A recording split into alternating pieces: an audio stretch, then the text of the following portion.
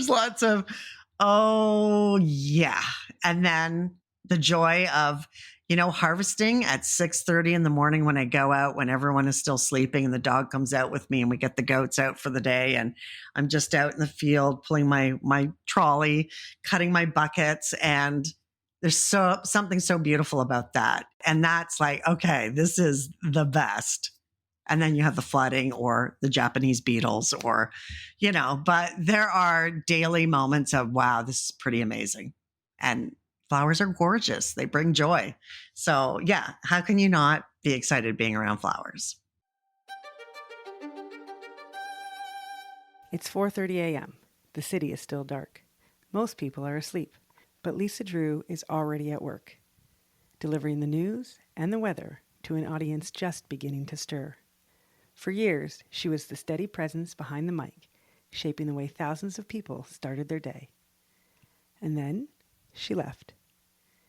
Not for another newsroom, not for a bigger microphone, but for something entirely different, something that blooms.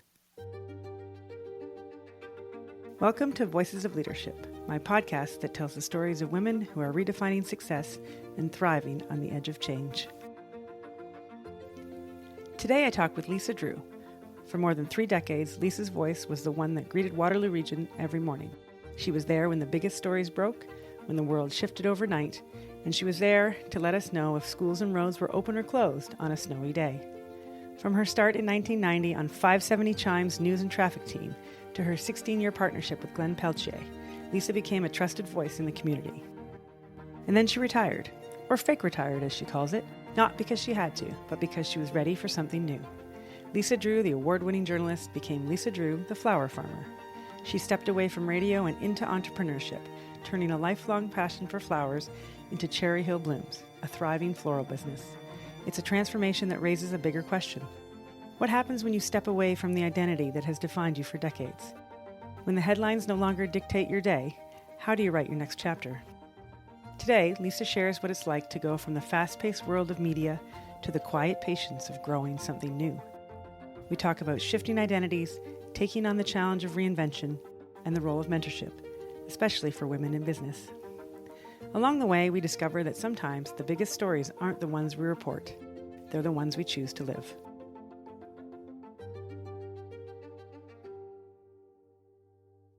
Sound okay? You sound great, obviously.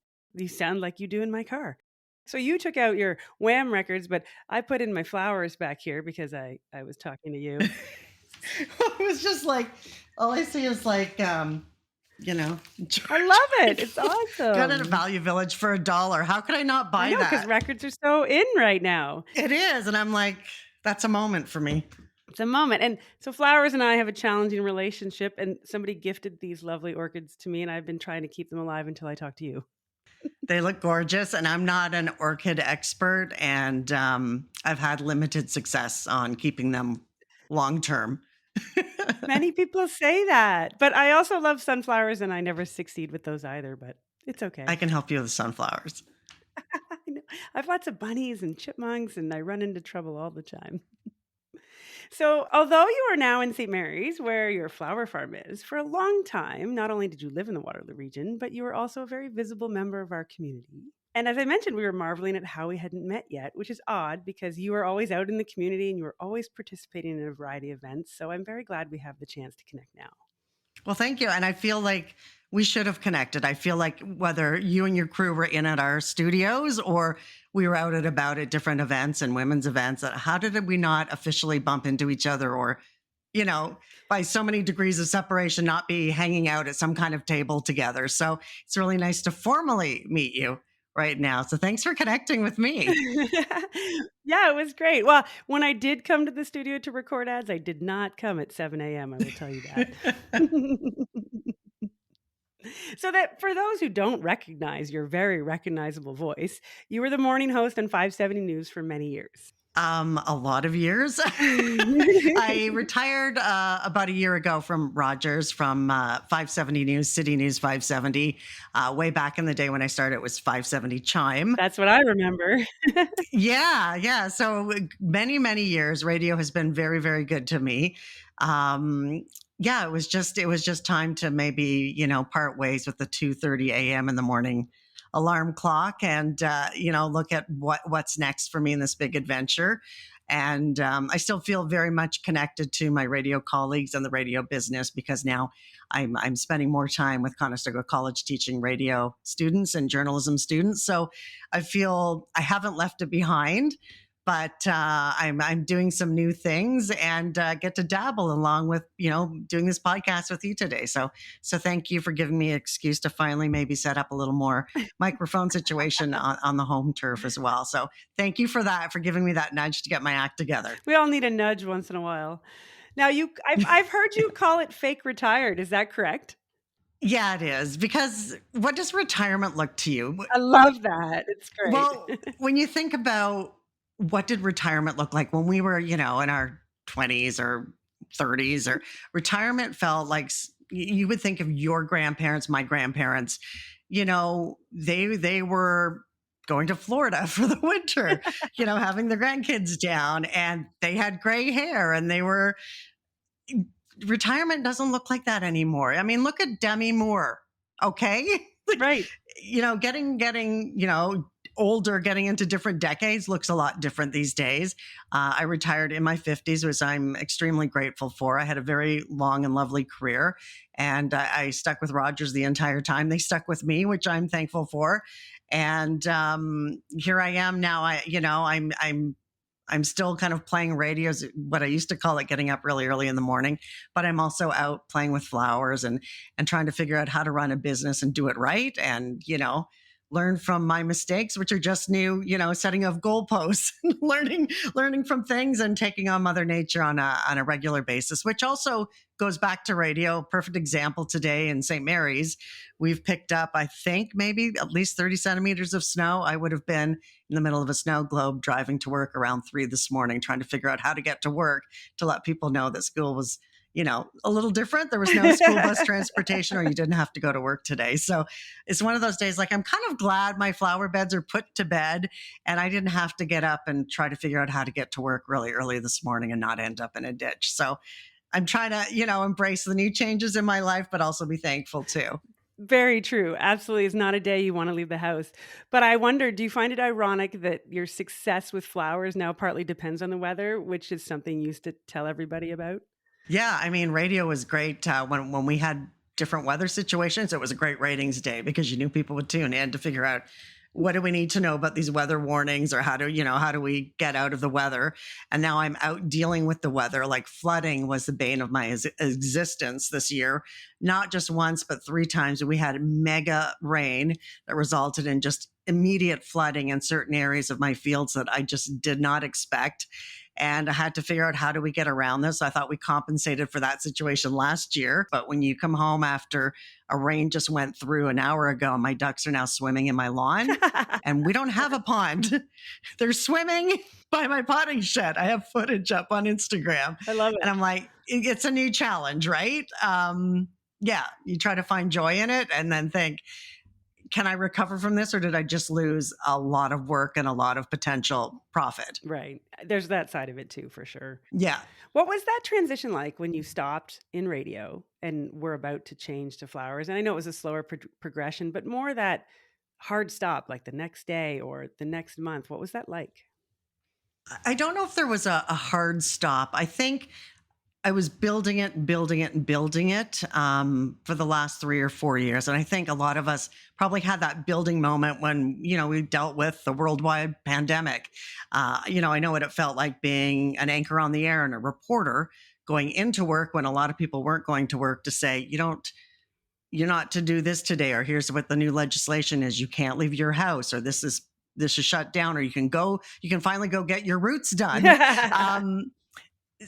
So I think we were all looking at different facets of our life, and a lot of people were saying, what does this look like now? Or a lot of people moved, You look at the migration from the Toronto area to smaller towns.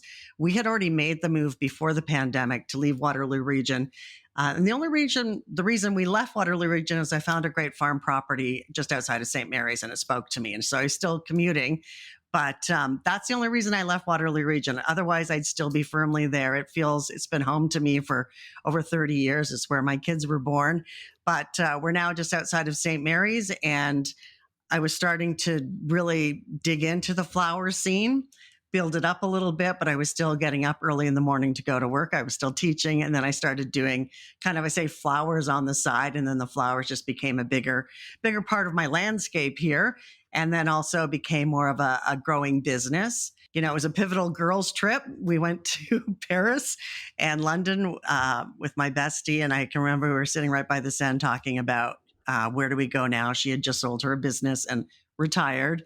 And she was saying, so what's your plan? What are you going to do? And that kind of was, I really have to start thinking about this too. Oh my gosh, I did it. You know, within a year, I just said it was time and gave my notice. And it felt very weird leaving. I still feel like I could drive in today and go into that studio and start talking about the weather warnings and everything shut down today. But I'm already looking at what am I planting next year and what do I need to order? And now flowers are, you know, probably my full-time scene. And so I guess that's how the evolution happened. I just ramped up with some building blocks in place along the way. Well, that's good. And I mean, good for you for taking the jump. Many people talk about it and never do it. So I think it's admirable that you did it and you're in the muck of it now. And I think it's Yes. fantastic. I really do. I doubt you missed the early mornings, but after some time to reflect, what do you miss most about radio? I just miss the really tight crew we had on the morning show up and down the halls with CHYM and Country and 570 News.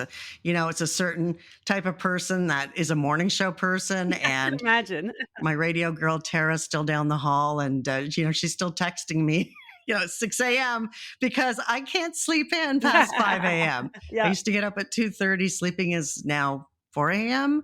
You know, there is an excitement to getting a report out to a breaking news scene and having someone go live. And this is breaking right now. We're telling you, and you're hearing it from us first. And, you know, there's an excitement with that. And also, you know, you want to get it right. So there's a big responsibility as well. And I miss, I guess, the buzz of radio from that perspective for sure. Yeah, that sounds reasonable because it's sort of a everyday thing and only certain people can understand. And those are the people at the studio, I assume. Yeah. Yeah. So your farm and your new business is called Cherry Hill Blooms. How did your identity shift when you moved from being sort of a recognizable media figure to focusing on entrepreneurship? Really good question. I have to build a whole new base. I joke I went from radio girl to flower girl, but I did not grow up or I'm not known in the St. Mary's area where maybe if I was still in Waterloo Region and I had the land, I might have a bigger customer base because maybe I could draw on some awesome radio listeners. But here, you know, it's a different landscape and there's a lot of farmers here and I'm thankful for my neighborhood farmers who have been giving me some really great advice as I, you know, creep along and make some awesome, you know, wonderful things happen and then some disappointing happens and I see how they deal with the weather and everything else too and different climate changes and soil and it's just learning, I guess. It's just like any business, learning to do some branding, learning to build. Here's my product, you know, it's a consistent product. And then I also had some really amazing, fantastic business mentors, two amazing women behind the flour mill in downtown St. Mary's. That really, Tracy and Alex, I regularly keep giving them full props. You know, Tracy said, "When are you going to sell us your flowers? When are you bringing your flowers into the shop?" You know, I would go in as a customer and I was so excited what they were doing, transforming this historical building into this amazing, you know, local grocer, baker, just gorgeousness. And they took my flowers and it really, it made me feel like, okay, I'm really doing this now. That was and they've been giving me great advice, great feedback. And, you know, I just love seeing the joy when I see someone go in there and walk out with my flowers. And I'm like, those are mine. That's So it's built to incredible. base. It is. It's such a feeling. I can't, you know, there's a buzz, just like the radio buzz. I get that I get a flower buzz if Flower there's a buzz. proper word Yes. for that. Yeah. No, I love it. Flower buzz. That's the word. I think none of us could do any of the careers we do without mentorship. So I always like when people call out their mentor and acknowledge them because it's important. And female mentorship in radio and in this small business world has been it's what's really continued to help not just launch me but keep me going. I was lucky enough to get connected with the Fresh Idea Collective, Carrie Ramsey out of Stratford, and she reached out to me really early this year about holding an event at our farm property in this past summer. So I had about 60 women show up, all local business leaders and business owners in the Stratford area, and just to connect with them and make new friends, and also some great mentors and also some great potential customers. And I've gotten some great business out of that. But the power of female in business is strong and it's local. And I've been really lucky and excited to connect with just some great female leadership around here for sure.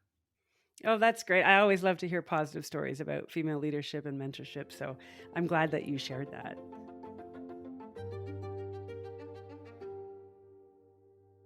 I've always wondered, does someone choose radio or does radio choose them? That's exactly what I wanted to ask Lisa, because journalism is a broad field. We talk about how Lisa got started in radio. I'll give you a hint. It involves reading cattle stock numbers. This led to a discussion on the topic of local journalism and its importance in the news ecosystem. As local journalism faces more challenges than ever, shrinking budgets, disappearing newsrooms, and the assumption that you can find everything you need on Reddit, it's worth asking, what do we lose when we lose voices that keep us connected? Because when the weather turns, when the schools close, and when the story is happening just down the street, who do you turn to?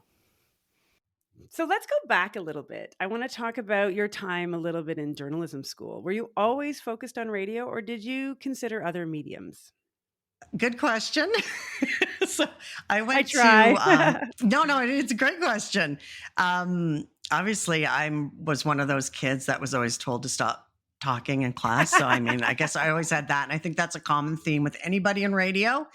I actually applied and got into the public relations program at Humber College back in the olden days when we had grade 13. And you did those surveys, remember, in high school? Yes. And it would tell you what professions they think that you were geared to. Even though for years, as a kid, I would sit there with the microphone or the hairbrush in the mirror and pretend I'm doing some kind of stand-up reporting. I did that when I was 5, 6, 7 years old. My parents still talk about it. I applied for public relations. A month into the program, I was, commuting with some friends that were taking the journalism program. I knew I had to be in the journalism program, went down and talked to the chair. They let me switch the next week. And I took the 3-year program at Humber, which was newspaper, TV, magazine, and radio. And the final year, we had to either do print or broadcast as a specialty. And I really wanted to do magazines. I love magazines. I don't know if you can see, I have stacks of magazines. I'm still collecting vintage Martha Stewart magazines.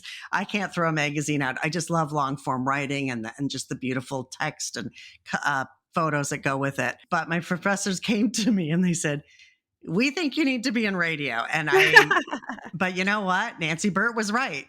So I interned at CFNY, which was amazing because it was Mary Ellen Benninger. That was a great reference for me. And she told me about a posting in Kitchener, which was 570 CHYM, and Gary Doyle hired me. But and I also interned at CKO, which does not exist anymore. CKO, All News Radio, back in the late 80s. They went belly up, I think, in 89. But they were all news radio in Toronto. So I was, able to go out with reporters to Queen's Park and go out to, police headquarters in Toronto. And I was just, this is so exciting. So that's what got me into radio. And my first radio job was down in Chatham, Kent, farm country. I would do the morning news. I would go out, cover council meetings to midnight. And then I would have to read the farm reports at noon. Didn't know what the heck A1 or A2 heifers were, but farmers would phone me and go, tell that young lady to slow down. I don't know what she's saying. I was just whipping off these numbers. I had no idea what they were. They were stock numbers. And so those were my early days of radio. But, it kind of a back way in, but I always really, if I really look back, I knew it involved a microphone and me talking a lot. So, and here we are. I'm still And doing here that. we are. You're still Amy, tell doing me to it. stop. No, I love it. It's great. I mean, I think it's great that you get to tell your story because really, in the talk radio space, it's a lot of short, almost before sound bites were sound bites. It's kind of Mhm. that's what you did in the morning, right? It wasn't very long, any of the segments that you did. Yeah, it's changed. It's evolved. When I left, we were doing the news wheel. It's still going on, which I absolutely adore. It's a full half hour of information that flips every half hour, but it's fast. It's intense. It's filling bits and it's breaking as we go. I love it. I think it's such a great format, and I still love it. So yeah, I'm still a huge fan, and radio is still on every morning here. So And now you're teaching it and now I'm teaching it. Yeah. at Conestoga College. So now I'd like to know, so how do you think journalism has changed since you started and what do you think journalism will look like in another 10 years? It- you know, um, to me, it really started to change with Donald Trump's first term in office. That's when everybody who was out doing really hard leg work to verify information for you were instantly branded fake news because a certain president in the US didn't like unfavorable coverage against him. It's happening again now. So to me, that was the most devastating hit I've never seen against our profession. And to, have even local people tell us that we were fake news. And I'm thinking, well, where did you just find out why there were 6 police cruisers at the end of your driveway, or why school was canceled today, or why your taxes are going up at City Hall? Who told you that information? Did you see that on Reddit? We went out and verified it, covered it. We have the clips of the mayor and the police chief. That is not fake news. We are getting you that information and telling you what's happening in local news, which is still very much so important when you look at everything changing now and online. You can get information from around the world, but local news is where we've suffered probably the most cuts across Canada. Bell Canada had humongous cuts months and months and months ago. There's been some recent cuts with Rogers and Harvard and out west as well. Um, it matters. It matters. You need to know what's happening in your community. And that's where our new journalists are starting out. That's where the jobs are that can take you to bigger national gigs. But we need it here. We need it in our community. And I'm so scared when I see cuts. It's changing. The modeling is changing, but we are still needing these new journalists that we are pumping out at Conestoga. And I say pumping out in a positive way with the radio broadcast program and also the journalism program. They're coming out multifaceted. They can do things online. They're shooting video on a scene. When I send a radio reporter out, we're not just getting tape and going live. We're also getting video. We're also coming back and writing a web story. But all journalism is now evolving that if you look at the record, they're putting up video. We're all kind of doing a lot of the same pieces. But to me, we can't lose our local news and our local news coverage. That's what matters. It can't be AI generated. We still need reporters to actually go out and find and tell the stories. We still need, what journalism is, truth seeking. So that's why I'm still excited, and so excited that we're seeing these new bright minds like, my class of journalism students this year, my second year radio news students.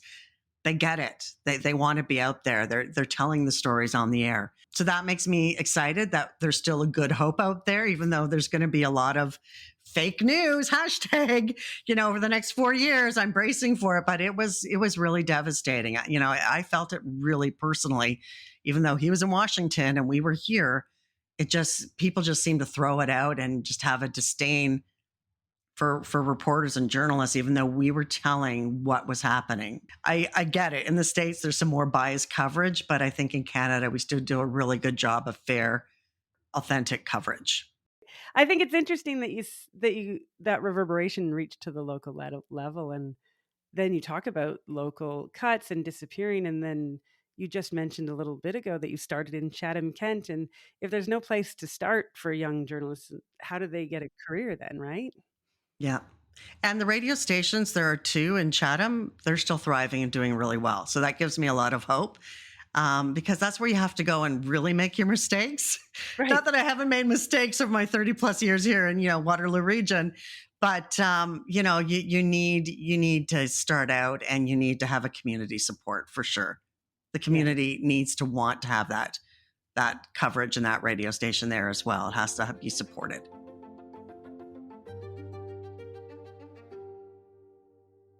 Retirement is a funny thing.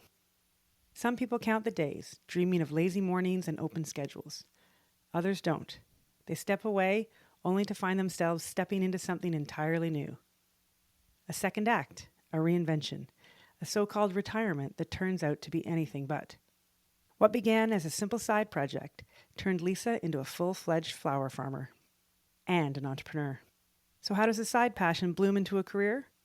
And what does it take to step away from a lifetime in one field and start over in another? Surprisingly, it all started with goats.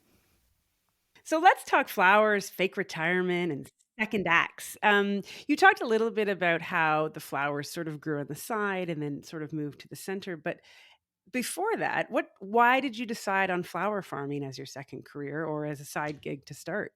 Yeah, I don't know if I was consciously, pre-pandemic when we decided to move to the country. My big thing to my husband was, I think I need some goats in my life. So that's kind of how I said, we really need to buy a farm property. So, so we have a 2-acre property just outside of St. Mary's. We're surrounded by farmland, which is incredible, but we're still close enough to enjoy the beautiful town of St. Mary's. We're close to Stratford. We're close to London. And you know what? When we moved here before the pandemic, this is almost what people brag about now, right? It's not your new car. It's like, we got a family doctor. I've just talked to a friend of mine who recently moved just from Stratford to St. Mary's, still trying to get a family doctor in this area. We were so lucky. I don't know if it's because we lucked out. We knew some neighbors who let us name drop them, or I don't know. But we just hit it at the right time. We were able to get a family doctor. So to me, that is the most awesome gift when you can land in a community. We felt settled. I'm very thankful for my family doctor in Waterloo, who is now retired, but we had tremendous health care in Waterloo Region. But moving here, we got settled with the 2 acres. We got our family doctor. Life was good. Started to really grow. I was always into gardening and started planting, but then it just became, there's something more going on here. And it just gradually, again, evolved. It wasn't, consciously in 5 years, I'm going to retire from radio. I'm going to have a flower business. It was more little bits at a time and gaining a little more steam and getting a more solid foundation and getting some business skills, which I'm still trying to do. You'll find this out very quickly, Amy. But it just gradually took on a life of its own. And then I got more serious, started taking some courses. And during the pandemic, I went and got my degree from the Cambridge School of Flowers in floral artistry. So I kind of knew how to put together the flowers more professionally, but also growing as well. So growing in itself is an ongoing learning experience as well. But yeah, it really evolved, but I didn't have a true game plan, which I don't know if that was good or bad. Maybe me not knowing was probably the best time to just jump in and do it and see what happened. And, little pieces have come together and they're still coming together. Well, sometimes not knowing allows you to jump in, because sometimes if you knew it was Yes, coming, you wouldn't do it. So exactly. it's helpful. And so you've been doing it for a little bit, and you talked about the flowers, and then you sort of referenced there's so much other things as an entrepreneur that comes with doing that than just the flowers. What are some of the entrepreneurial lessons you've learned since starting Cherry Hill Blooms? Well, I had to change my insurance. If you're doing no, for real, like something you wouldn't think about. If Yep. you're doing a business out of your home, a lot of your home insurance does not cover business based out of your home.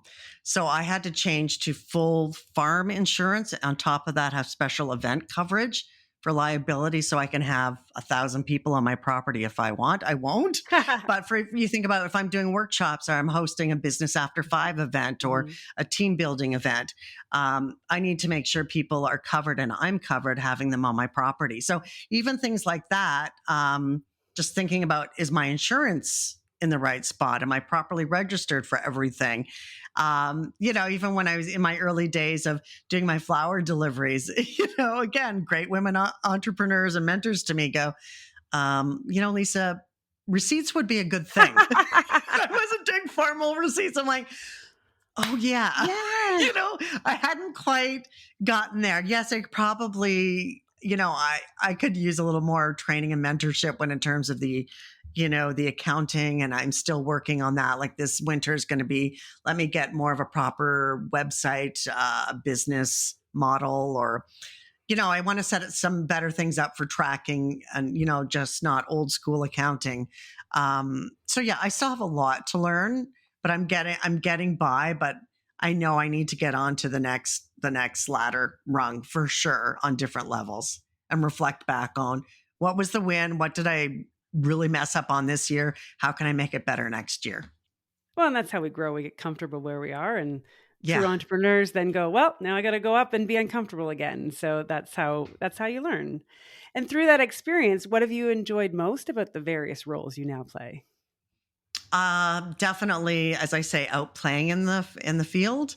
Planting is like a leap of faith, right? You're putting seeds into the ground or tubers into the ground for dahlias, or little baby Lysianthus plugs, and you're thinking, please, I need you in July and August. This is my money going in the ground.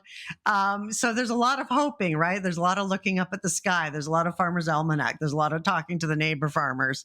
There's a lot of, okay, we moved to some raised bed scenario, so I will not have flooding in this area. Then why did my peonies, which I invested heavily in, flood out again for a second year?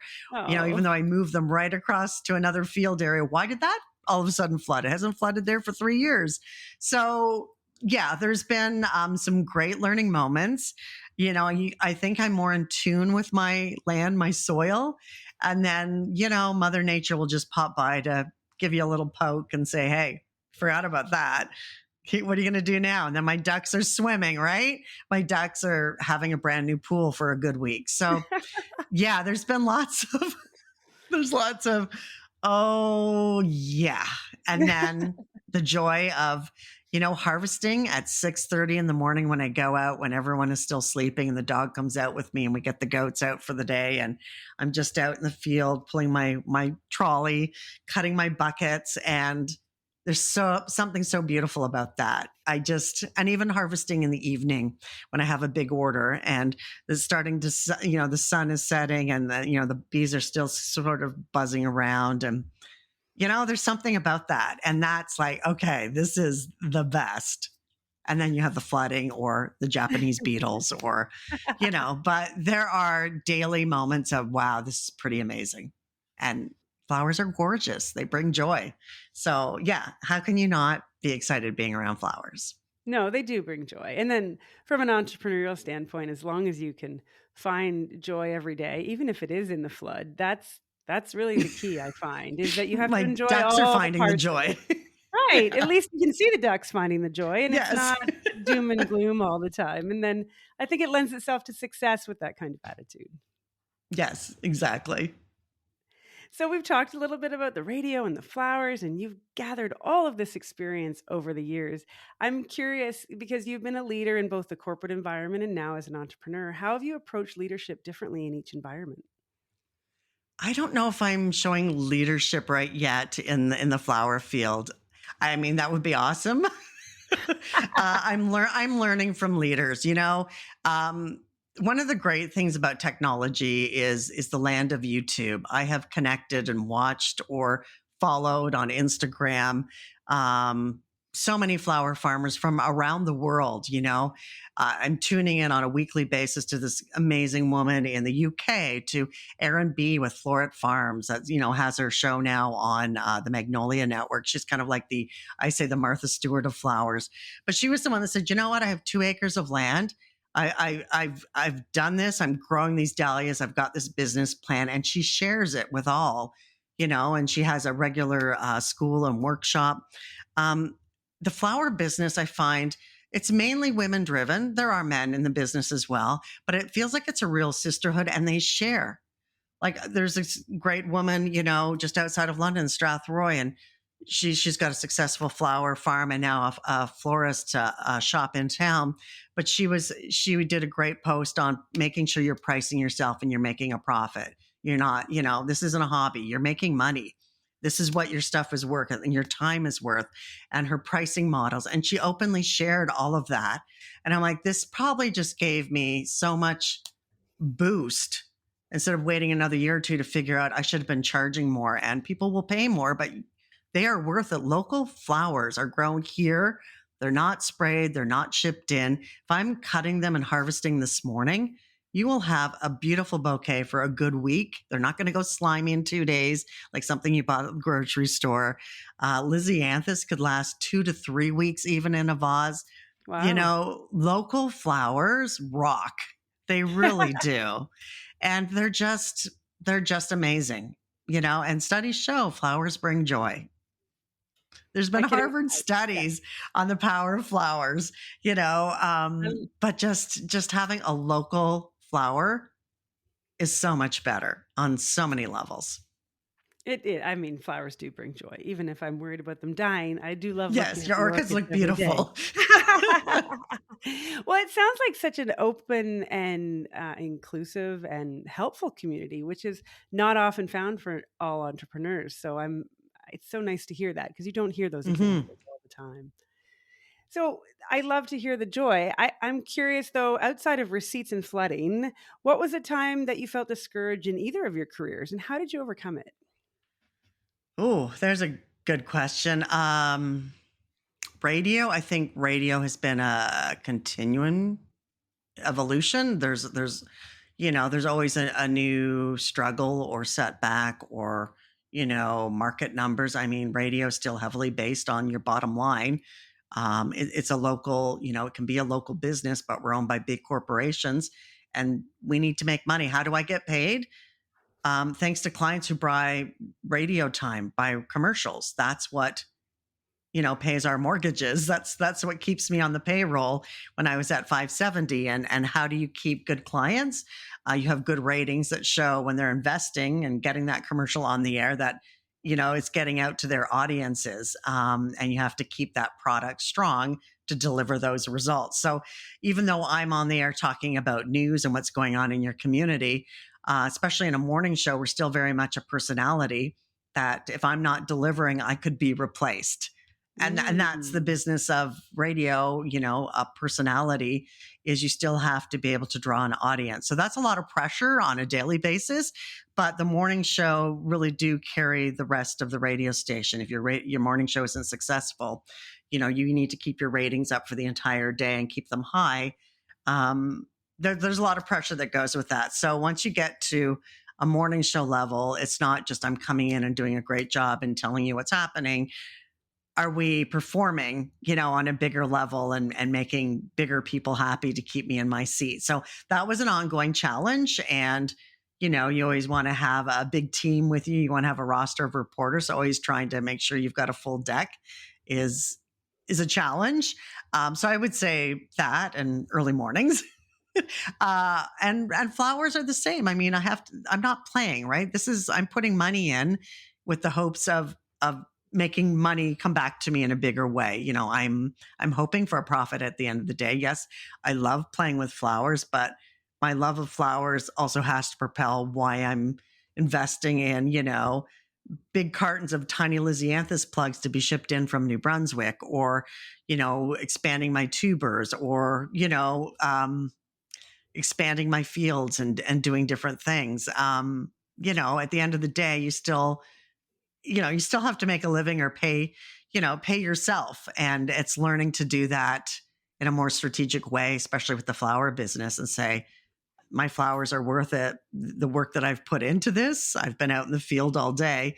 This is why this bouquet costs this compared to that really crappy one that's got food coloring in it at the grocery store, right? Yes. Yeah. So yeah. There's lots of challenges, but I keep coming back, right? I kept waking up every morning to commute into work for my love Mhm. of radio and connecting with my listeners, which I adored. And now I have, I guess, my flowers in the ground that listen to me. I don't know. They keep Do you coming talk back. Are you Does supposed to that make talk to the sense? flowers? Yes, it does. No. Probably. I mean, I talk to my ducks and goats and stuff like that. So, yeah, they must hear me too. They probably hear me swear at the Japanese Yeah. beetles. So Yeah, yeah, communication, right? That's yes. interesting insight about the radio side, though, because if you're owned by a big corporation and you're the morning show host, I think a regular person might think that local advertising or local numbers wouldn't affect you in any way. So that's an interesting behind the scenes challenge.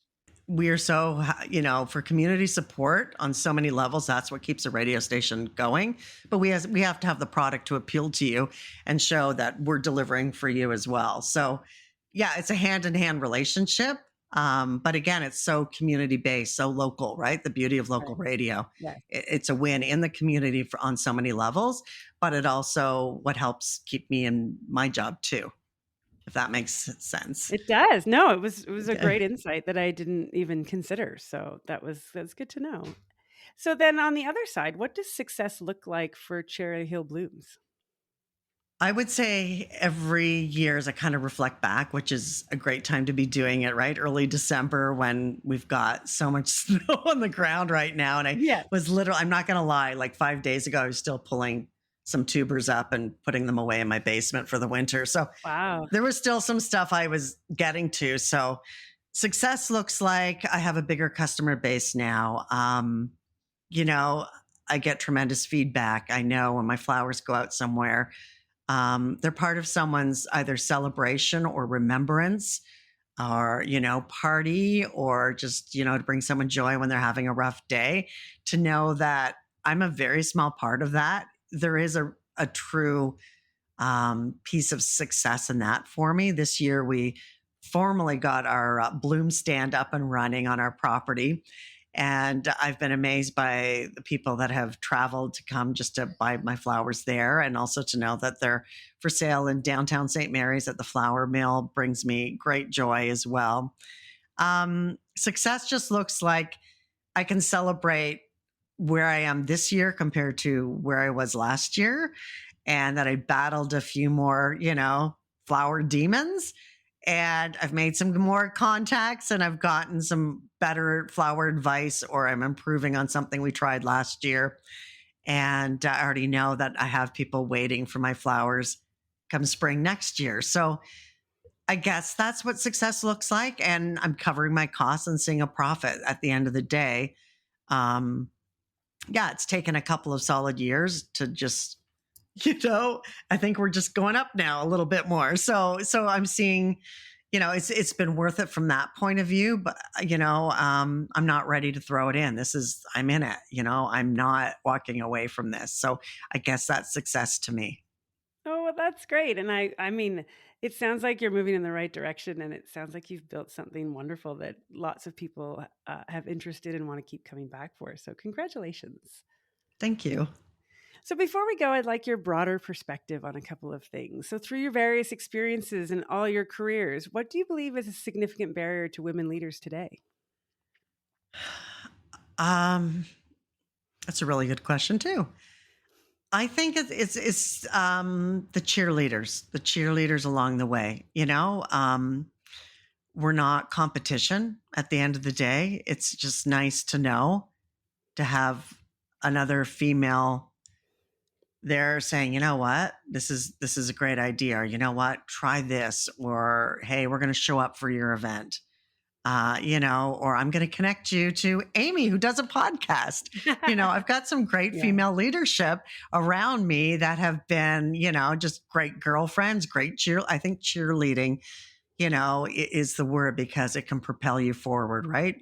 And as I always say to my students, feedback will push you forward. It's not a critique that's pushing you down. So getting feedback and having a cheerleader to cheer you on while you go to that next step.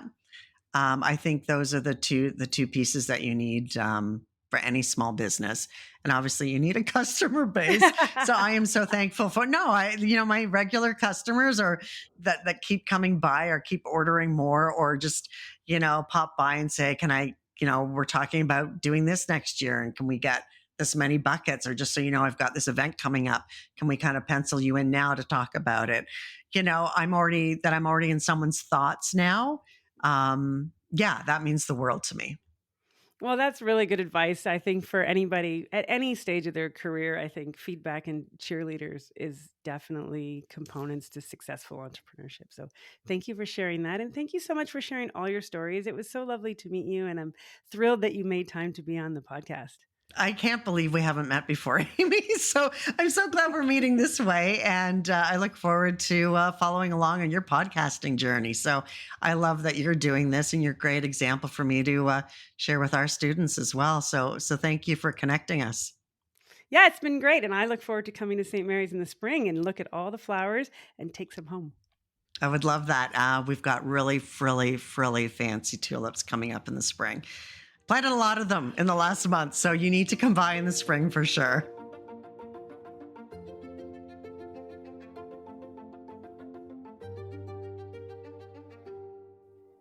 Voices of Leadership is part of the Bespoke Productions Hub network of independent podcasters.